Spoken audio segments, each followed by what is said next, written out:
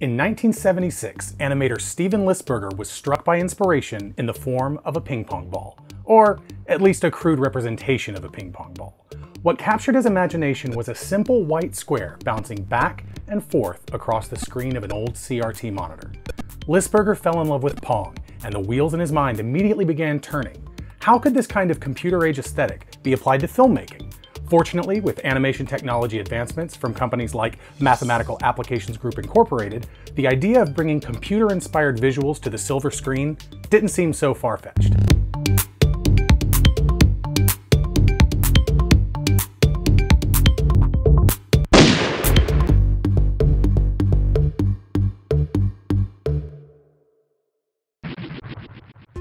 With the help of producer Donald Kushner, Steven Lisberger formed Lisberger Studios. The animation team immediately set out to make a 30-second test reel to promote the new studio. The promo featured a new character drawn by animator John Norton. John did a drawing of a line character, and then we transferred it to Codalith and we backlit it. And that test was this liquid neon character. And he was electronic. And since he was electronic, we nicknamed him Tron. And that was the start. He was thinking, yeah, we could do a whole backlit character and the whole movie could be like that. And that was sort of the germ of it, was just light on black. After a lengthy development process in which it was decided that backlit and computer animation would be combined with live-action elements, Walt Disney Studios agreed to finance a feature film written and directed by Lisberger and based on the Tron character. On July 9, 1982, Tron was released in US theaters, 6 long years from inception to realization. In the film, Jeff Bridges plays Kevin Flynn, an arcade owner and former video game programmer for a company called Encom. While searching for evidence that his ideas were stolen by a colleague, Flynn is sucked into Encom's mainframe by an artificial intelligence program. This Master Control Program, or MCP, has become sentient and gone rogue, enslaving other programs within an area of Encom's mainframe called the Game Grid. Here, the programs take on human form and are forced to compete in deadly games with one another. As the digitized form of an actual human, or user, Flynn discovers he has special powers inside the computer. He uses these powers to help the eponymous Tron, a security program, on his journey to defeat the MCP and free the enslaved programs in the Game Grid. The film was ultimately a critical and box office success, something that Disney had predicted ahead of the film's release. They had estimated over $400 million in merchandising revenue in the US alone, including a return to the original source of Lisberger's inspiration: video games. Disney tapped Bally Midway to develop what many consider to be the first officially licensed video game based on a movie. Tron hit arcades in 1982 before the release of the film, but since this series is called From Camera to Console, we're going to skip the arcade version and jump right into what is largely considered to be the first movie tie-in for the home video game market: Tron Deadly Discs.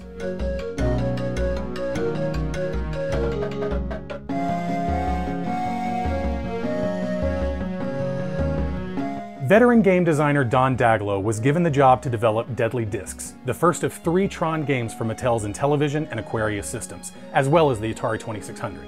Today, we'll be looking at the Intellivision version of the game. It features one mode of gameplay based on the brief Destroyer Disc battle sequences in the movie, offering single-player and alternating 2-player experiences where you take on the role of Tron himself, played by Bruce Boxleitner in the film. Although Tron is depicted as blue in the movie, the game version of the character is red and throws a yellow disc. This is actually the exact color scheme of Sark, one of the villains of the film, played by David Warner.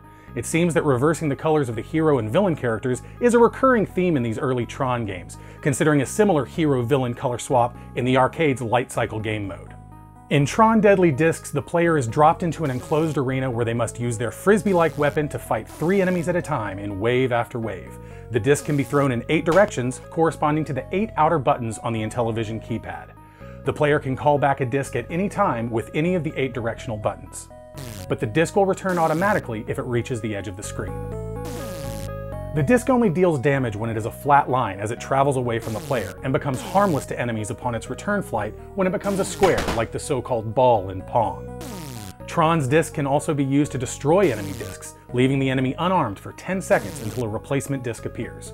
The player's disc has one final function, and that is blocking. If you're holding the disc, you can press the center button on the controller keypad to switch to block mode, where Tron will hold up his disc as a shield and block an incoming enemy disc. If the player's disc is in flight when block mode is activated, Tron will crouch, allowing the player to more easily dodge attacks. At the start of the game, Tron can take 3 hits from a standard disc before being defeated, or in the film's terms, de-rezzing. If you lose your disc or fail to follow commands, you will be subject to immediate de-resolution. The player's current health is denoted by movement speed. The more the player gets hit, the slower they become. Tron will recover 1 hit point every 4 seconds during a wave, and at the end of each wave, Tron's hit points fully recover. After a 20,000 point score is reached, Tron can withstand 4 hits. After 100,000 points, 5 hits. Enemies appear through open doors on the 4 sides of the arena and throw discs that behave just as Tron's do. Up to 3 enemies can occupy the arena at one time, and a defeated enemy will be replaced after a short period. The doors through which enemies enter will remain open as long as the enemy that entered through it is still in play. However, Tron can walk through or throw his disc at the doors to jam them and make them stay open, even after that enemy is defeated. If 2 doors directly across the arena from one another are jammed open, the player can travel through them to teleport from one side of the screen to the other. This can be used to more easily evade enemy attacks and to more quickly recover a thrown disc. Additionally, passing through a jammed door recovers a single hit point. Enemies cannot travel through doors like this. If the player chooses to use the doors in this manner and then clears the arena of enemies, a new enemy based on the recognizer from the film will appear and try to close all open doors in the arena by firing a black beam that is harmless to Tron. However, the recognizer will first fire a paralyzer probe in an attempt to freeze the player. If the player manages to avoid this attack, they can shoot the recognizer's eye through the top or sides of its protective green dome. The eye is only vulnerable when it turns white, so the player has a very limited opportunity to send the recognizer away before it closes all of the doors. If the recognizer is touched, the game ends. There are a variety of different enemies called warriors that the player will face as the game progresses. Early on, light blue warriors carrying only the standard dark blue discs and moving at a variety of speeds will appear. These standard enemies are defeated in 1 hit. The next type of warrior is the bulldog, a slow purple unit that takes 2 hits to de-res but only carries a standard disc. After 10,000 points are reached, dark blue leaders that move quickly will start showing up. Leaders may carry brown discs which do double damage, or white discs which home in on Tron. If a brown or white disc is destroyed, it is always replaced with a standard dark blue disc. A leader's presence will also increase the speed and accuracy of standard warriors in play, but just like the standard warrior unit, they are also defeated in 1 hit. And finally, there are the guards, which appear after the player achieves a 1 million point score. Guards are orange warriors that don't carry discs at all, but rather paralyzer sticks. These enemies are very fast, take multiple hits to defeat, and will charge Tron to attack him. If Tron is hit even once by this type of enemy, the game is over. Since bulldogs and guards both take multiple hits to de-res, they also recover 1 hit point every 4 seconds, just like Tron. Similarly, a damaged enemy's movement speed will also decrease. There is no endgame in Tron Deadly Discs that does not involve the death of the player character. Like many early games, this is simply a challenge to achieve a high score.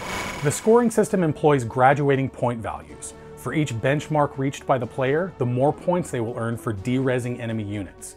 If the player manages to clear the arena of warriors, bonus points are earned at 5 times an enemy's current point value.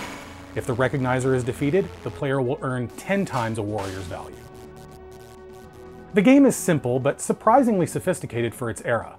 Although the character avatars are rudimentary, they feature an impressive run cycle animation that overshadows many of the game's peers in console gaming's 2nd generation. In fact, the Intellivision's animation capability was one of its major selling points when compared to the Atari 2600 and Magnavox Odyssey 2. No game plays the same way twice. More realistic. See how the players move. Listen to the sound effects. The controls are as intuitive as you can reasonably expect with the Intellivision controller. The choice to give each throwing direction its own dedicated keypad button was far smarter than relegating that function to the awkward and often unresponsive directional disc, despite how thematically appropriate it would have been for this game in particular. But there's one huge caveat to my faint praise of the controls.